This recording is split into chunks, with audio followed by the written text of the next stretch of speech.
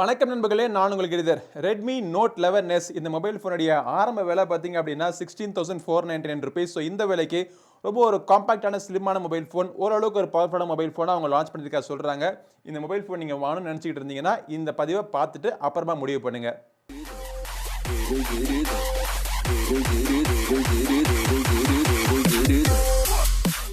Okay, Redmi Note 11s இந்த mobile ஃபோனை பற்றி நம்ம பார்க்கறதுக்கு முன்னாடி அன்பாக்ஸ் பண்ணி பாக்ஸுக்குள்ளே என்னென்ன வருது அப்படிங்கிறத நம்ம பார்ப்போம். மாமூலாக நம்ம பார்க்கக்கூடிய ரெட்மியுடைய மொபைல் ஃபோன்ஸில் இருக்கக்கூடிய பாக்ஸ் பேக்கேஜிங் மாதிரி தான் இதுவும் இருக்குது. பாக்ஸ் திறந்தோடனே உள்ளுக்குள்ள ஒரு குட்டி பாக்ஸ் இருக்குது. அதுக்குள்ளே ஒரு TPU gel case, sim ejector pin, user மேனுவல்லாம் கொடுத்துருக்காங்க. அதை எடுத்துகிட்டு ஓரமாக வச்சுட்டு அடியில் பார்த்தோம் அப்படின்னா இந்த Redmi Note 11s mobile phone இருக்குது. அதுக்கு கீழே 33 வாட் சார்ஜர் ப்ளஸ் ஒரு USB டைப் சி கேபிளும் கொடுத்துருக்காங்க. பாக்ஸை ஓரமாக வச்சுட்டு மொபைல் ஃபோனை நம்ம பார்த்தோம் அப்படின்னா இந்த மொபைல் ஃபோன் ஒரு 3 கலரில் அவைலபிளாக இருக்குது. நம்மகிட்ட இருக்கிறது ஸ்பேஸ் பிளாக், இது தவிர போலார் ஒயிட் மற்றும் ஹரைசான் ப்ளூவும் அவைலபிளாக இருக்குது. இந்த கலர் பார்க்குறதுக்கு அட்ராக்டிவாக இருக்குது. இது வந்து ஒரு பிளாஸ்டிக் மொபைல் ஃபோனாக இருந்தாலுமே ஃபினிஷிங் பார்க்குறதுக்கு கிட்டத்தட்ட ஒரு கிளாஸ் மாதிரி தான் இருக்குது. ஃபினிஷிங் பார்க்குறதுக்கு மட்டும் இல்லை, கையில் யூஸ் பண்ணுறதுக்குமே ரொம்ப நேரமே எனக்கே கன்ஃபியூசிங்காக இருந்துச்சு, இது கிளாஸ் மொபைல் ஃபோனா இல்லை பிளாஸ்டிக் மொபைல் ஃபோனா அப்படின்னு. பட் இந்த மொபைல் ஃபோனுடைய ஹைலைட் என்னன்னு பார்த்தீங்கன்னா ரொம்ப ஸ்லிம்மான மொபைல் ஃபோன் ப்ளஸ் வெயிட் கம்மியான மொபைல் ஃபோன். 179 கிராம்ஸ் தான், 8 mm திக்னஸ் இருக்குது மொபைல் ஃபோன். டிஸ்பிளேயோட சைஸுமே பார்த்தீங்கன்னா 6.43 inch தான். ஸோ கையில் பிடிச்சி யூஸ் பண்ணுறதுக்கு ஒரு காம்பாக்டான மொபைல் ஃபோன், சிங்கிள் ஹேண்டட் யூசேஜுக்கு ஒரு பெஸ்ட்டான மொபைல் ஃபோனை அவங்க லான்ச் பண்ணியிருக்காங்க. மொபைலுடைய கீழ்ப்புறத்தில் mike, USB type C port, அப்புறம் ஒரு ஸ்பீக்கர் இங்கே இருக்குது. இரண்டாவது டூயல் ஸ்டீரியோ ஸ்பீக்கர் மேல் புறத்தில் கொடுத்துருக்காங்க. அதுக்கு பக்கத்தில் 3.5 ஆடியோ ஜாக், அப்புறம் IR பிளாஸ்டர் இருக்கு. ஒரு சைடில் பவர் பட்டன் மற்றும் வால்யூம் பட்டன். இந்த பவர் பட்டன் தான் உங்களுக்கு ஃபிங்கர் பிரிண்ட் ஸ்கேனரும் கூட. ஃபிங்கர் பிரிண்ட் ஸ்கேனர் ஃபாஸ்ட்டாக இருக்கு.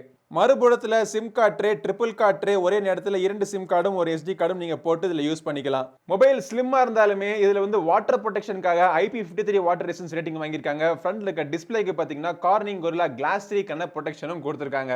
6.43 inch AMOLED பேனல், 90 Hz வரைக்கும் ரெஃப்ரெஷ் ரேட் சப்போர்ட் பண்ணக்கூடிய ஒரு டிஸ்பிளே. டிஸ்பிளேயோட கலர் ரீப்ரொடக்ஷனுடைய ரிச்னஸ் பார்த்தீங்க அப்படின்னா உங்களுக்கே நல்லா தெரியுது. பிளாக் லெவல்ஸ் ரொம்ப டீப்பாக சூப்பராக இருக்கு. ரொம்ப ஒரு பிரைட்டான டிஸ்பிளேயும் கூட. Colour reproduction, saturation, viewing angles எல்லாமே பர்ஃபெக்டாக இருக்குது. நீங்கள் அவுட்டோர் கண்டிஷனில் உட்காந்து ஏதாச்சும் வீடியோ நீங்கள் எடுத்த ஃபோட்டோ ரிவ்யூ பண்ணுறதாகட்டும், இல்லை உள்ளுக்குள்ள உட்காந்து ஏதாவது சோஷியல் மீடியா ஏதாச்சும் வேறு ஏதாவது ப்ரௌஸ் பண்ணுறதாகட்டும், எல்லாத்துக்குமே இந்த மொபைல் ஃபோனோட டிஸ்பிளே சூப்பராக இருக்குது. L1 சப்போர்ட்டும் இதில் இருக்குது. ஸோ தாராளமாக நீங்கள் OTT கண்டென்ட்டில் நீங்கள் HDயும் நீங்கள் தாராளமாக பார்த்துக்கலாம். கேமராவை பற்றி நம்ம பார்ப்போம். பின்புறத்தில் இந்த கேமரா வச்சிருக்கிற ஹம்ப் பார்த்தீங்கன்னா அழகாக இருக்குது. ஆக்சுவலாக இதே கேமரா ஹம்போட டிசைன் தான் பல மொபைல் ஃபோனில் நம்ம பார்த்துட்டோம். பட் இந்த சின்ன மொபைல் ஃபோனில் ஒரு காம்பாக்டான வடிவத்தில் வச்சிருக்கிறப்போ பார்க்கறதுக்கு இன்னும் கொஞ்சம் அட்ராக்டிவாக இருக்குது.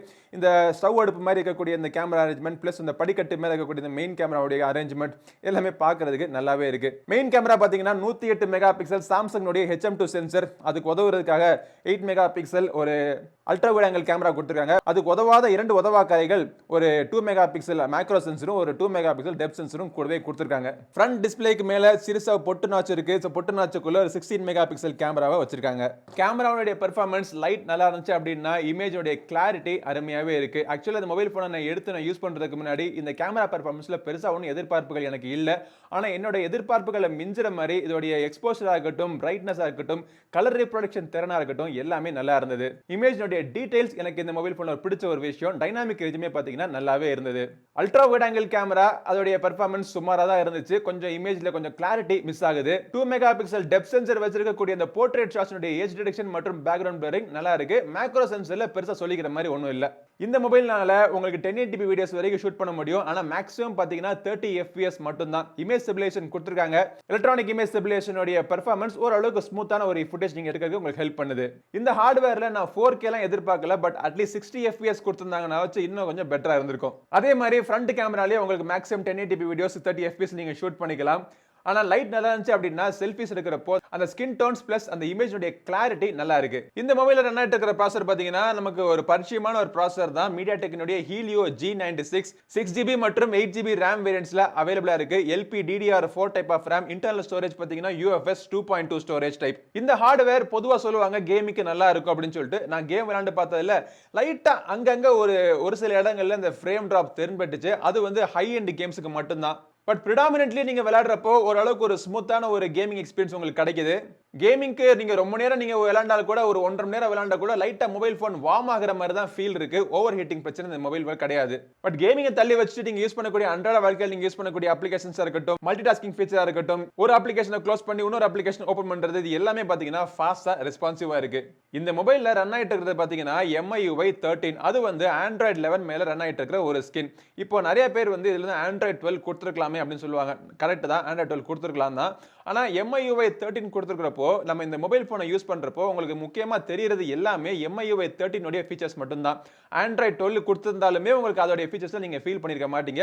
என்ன முக்கியமா அவங்க கொடுக்கணும் அப்படின்னா ரெகுலரா செக்யூரிட்டி அப்டேட்ஸ் கொடுக்கணும். அது Xiaomi பொறுத்த வரைக்கும் ரெகுலரா கொடுத்துருவாங்க. இந்த மொபைல் போனுக்கும் விரைவில் Android 12 கொடுப்பாங்க அப்படின்னு சொல்லிட்டு நம்ம எதிர்பார்க்கலாம். மற்றபடி பெருசா ஒன்றும் ஆட்ஸ்ல எனக்கு நான் யூஸ் பண்ற வரைக்கும் எனக்கு கண்ணில் தென்படல. மொபைல் போன் யூஸ் பண்றதுக்கு ஃபாஸ்டா ரெஸ்பான்சிவா அந்த UI பாத்தீங்கன்னா ஒரு லேக் இல்லாம ஒரு ஸ்மூத்தான மொபைல் போனா இருக்கு எனக்கு.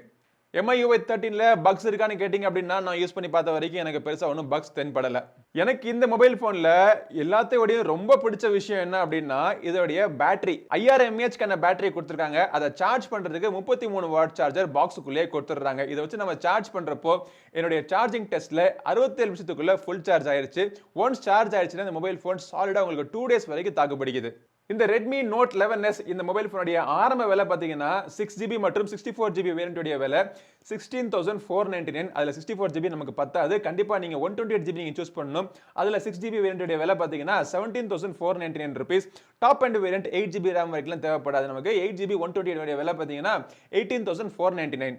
ஸோ இந்த விலை கொடுத்து நீங்கள் இந்த மொபைல் ஃபோனை வாங்குறப்போ உங்களுக்கு கிடைக்கிறது என்ன அப்படின்னா ரொம்ப ஒரு காம்பாக்டான mobile phone, IP rating, Corning Gorilla கிளாஸோட ஒரு ஸ்டடியான மொபைல் ஃபோன் உங்களுக்கு கிடைக்குது. AMOLED display, 90 Hz fast refresh கொண்ட ஒரு display, 33 watt charger, fast charger support பண்ணக்கூடிய ஒரு டிஸ்பிளே, ஓரளவுக்கு டீசென்ட்டான ஒரு ஹார்ட்வேர், பிளஸ் ஒரு நல்ல ஒரு டிபெண்டபிளான ஒரு கேமரா. இந்த பிரைஸுக்கு தேடி பார்த்தாலும் இந்த பெரிய நெகட்டிவ் பாயிண்ட்டும் இப்பொழுது எனக்கு தெரியல. இந்த மொபைல் நீங்க வாங்கணும்னு நினைச்சீங்கன்னா அது வாங்குறதுக்கான லிங்க் இந்த வீடியோ டிஸ்கிரிப்ஷன்ல இருக்கு. கிளிக் பண்ணி செக் பண்ணி பாருங்க. இந்த பதிவு பிடிச்சிருந்துச்சுன்னா லைக் பண்ணுங்க. நம்ம சேனலுக்கு இன்னும் சப்ஸ்கிரைப் பண்ணாதவங்க சப்ஸ்கிரைப் பண்ணிட்டு கூடவே இருக்கிற பெல் பட்டனை பிரஸ் பண்ணுங்க. அடுத்த ஒரு பதிவு உங்களை மீண்டும் சந்திக்கும் வரை உங்களிடம் விடைபெறுவது உங்கள் நண்பன் கிரிதர். வாழ்க தமிழ், வளர்க பாரதம். நன்றி, வணக்கம்.